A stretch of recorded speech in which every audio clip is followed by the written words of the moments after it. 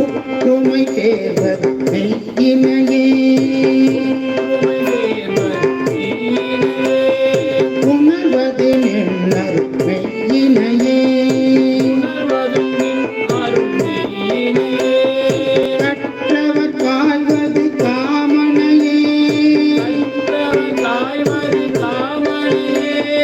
கனல் விழி காய்வது காமனையே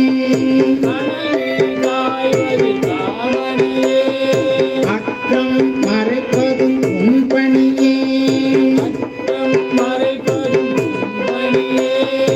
அமரர்கள் செய்வது உன் பணியே